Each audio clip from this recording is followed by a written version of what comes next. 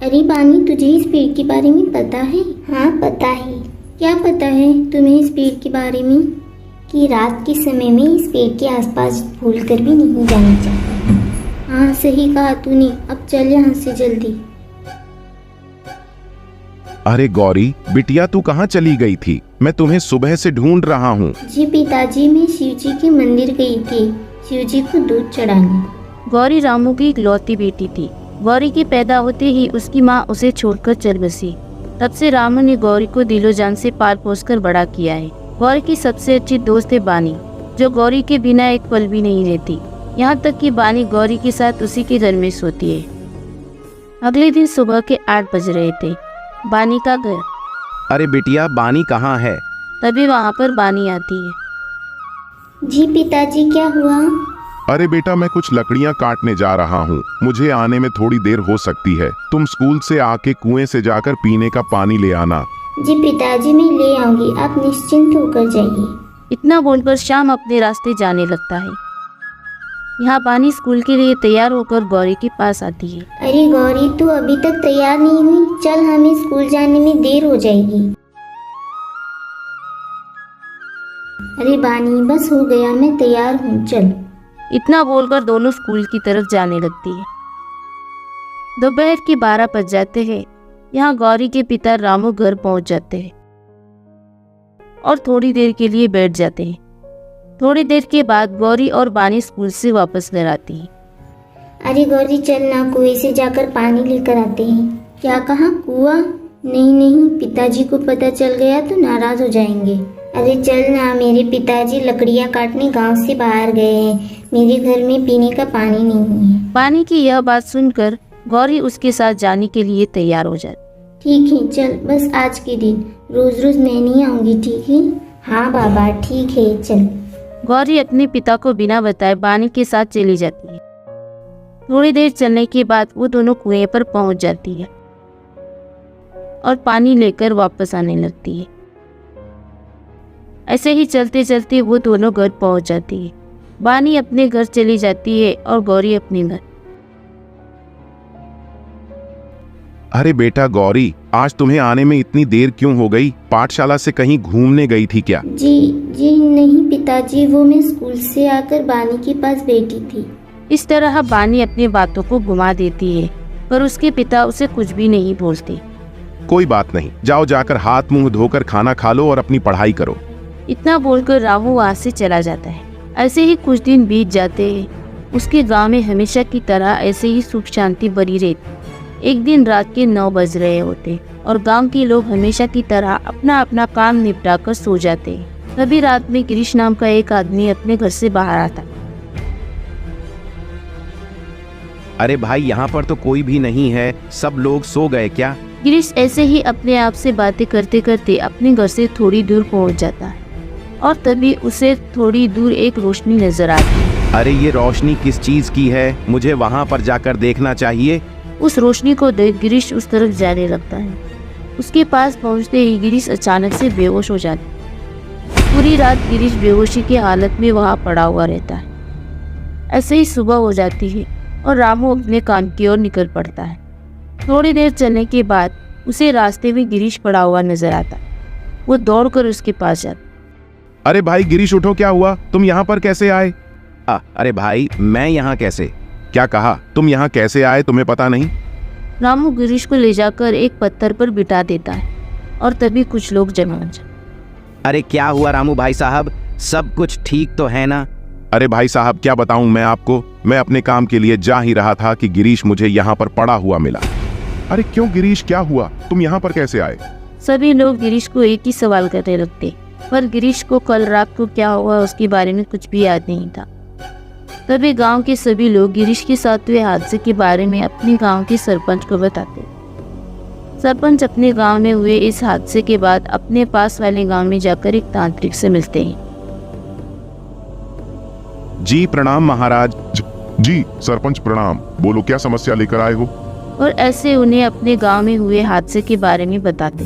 तभी वो तांत्रिक तंत्र मंत्र करके पता लगाते हैं। संकट, घोर संकट। जी महाराज, संकट? कैसा संकट? सरपंच जी, आपके गांव में बड़े बरगद के पेड़ पर एक श्राप है जी महाराज, श्राप? कैसा श्राप? सरपंच जी, उस पेड़ पर सालों पहले एक तरह की खोज की गई थी। तभी खोजकर्ताओं को ये पता चला था कि रात को उस पेड़ के पास जाना उचित नहीं है। तो महाराज, हमें इसके लिए क्या करना होगा? आप लोग कुछ मत कीजिए, बस इस बात का ख्याल रखिएगा कि रात के समय में उस पेड़ के पास कोई जाने ना पाए। जी महाराज। तांत्रिक की यह बात सुनकर सरपंच अपने गांव में एक घोषणा करते हैं। सुनो सुनो, सभी गांव के लोग ध्यान से सुनो। आज के बाद गांव का कोई भी व्यक्ति रात के समय में उस पेड़ के पास नहीं जाएगा।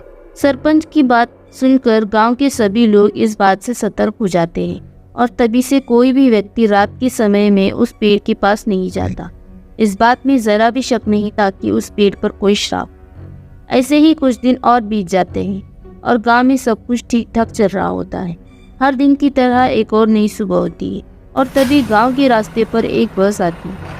उस बस में से एक शहरी लड़का उतरता है। उसके उतरते ही बस वहां से चली जाती है। वो लड़का अपने कदम गांव की तरफ बढ़ाता है। तभी वहां पर रामू आता है। ये लड़के कौन है तू, और इस गांव में क्यों आए हो? जी, मैं इस गांव के बारे में कुछ जानना चाहता हूँ। क्या जानना चाहते हो तुम हमारे गांव के बारे में? जी, मैंने इस गांव के बारे में काफी कुछ सुना है कि आपके इस गांव कोई श्रापित पेड़ है। क्या ये सच है? तो ये सब क्या तुम्हें मजाक लग रहा है जो तुम इस पेड़ के बारे में जानने चले आए? जहाँ से आए हो वहीं पर चले जाओ, वरना इसका अंजाम बहुत ही बुरा होगा। अरे भाई साहब, आप तो बुरा मान गए। जी माफ कीजिए, कृपया करके बस मुझे यहाँ कुछ दिन रहने की अनुमति दे दीजिए। तुम्हें जो करना है करो, पर 3 दिन के अंदर तुम यहाँ से चले जाओ, समझे? जी भाई साहब, आपका बहुत बहुत शुक्रिया। इतना बोलकर रामू वहां से चला जाता है।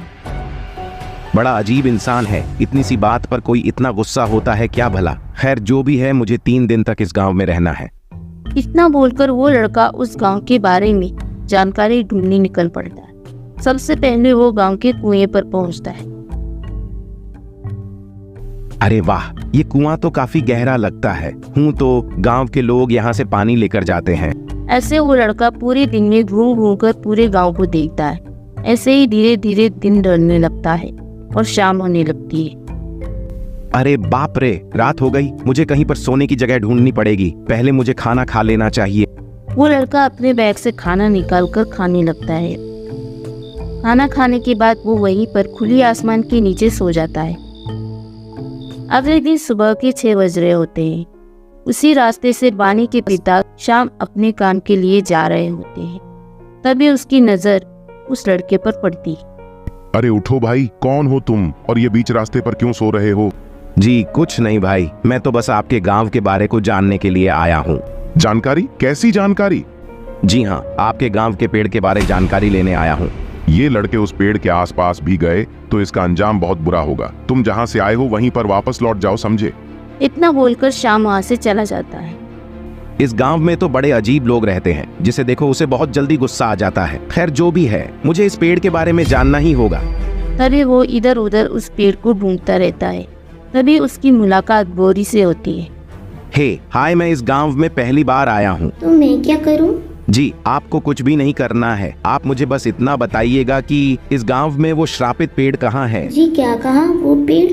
मैं उसके बारे में कुछ भी नहीं जानती। गौरी उस पेड़ के बारे में सुनकर उसे बिना कुछ बताए वहाँ से चली जाती है।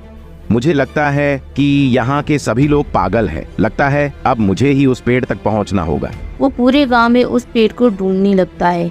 ऐसे ही ढूंढते ढूंढते दिन ढल जाता है और शाम हो जाती है, पर उसे वो पेड़ कहीं नहीं मिलता है और वो थक हार कर बैठ जाता है। आज का दिन भी गया, पर मुझे उस पेड़ के बारे में कुछ भी जानकारी नहीं मिली। लगता है कि आज रात भी मुझे यही कहीं गुजारनी पड़ेगी। ऐसा बोलकर वो वहीं पर सोने लगता है और थोड़ी देर के बाद वो सो जाता है। उसके सोने के कुछ घंटे बाद एक रोशनी उसके ऊपर पड़ती है। उस रोशनी के उसके ऊपर पड़ते ही वो लड़का उठकर खड़ा हो जाता है। वो रोशनी उसी पेड़ की होती है, पर वो पेड़ उसे दिखाई नहीं देती। तभी कहीं से एक आवाज आती। घबराओ नहीं बच्चा, मैं हूँ। पर आप है कहाँ? मैं किसी को दिखाई नहीं देता हूँ, पर मैं सबको देख सकता हूँ, और यही मुझ पर श्राप है। इसलिए इस गांव के लोग रात में मेरे पास आने से डरते हैं। ओ, तो ये बात है। आपकी रोशनी रात में ही दिखाई देती है, इसलिए अब मैं सब कुछ समझ गया। तुम बड़े बहादुर इंसान हो, मुझे तुम पर गर्व है। अब उसे उस पेड़ के बारे में सारी जानकारी मिल जाती है और अगले दिन सुबह होते ही वो अपने रास्ते वापस चला जाता है।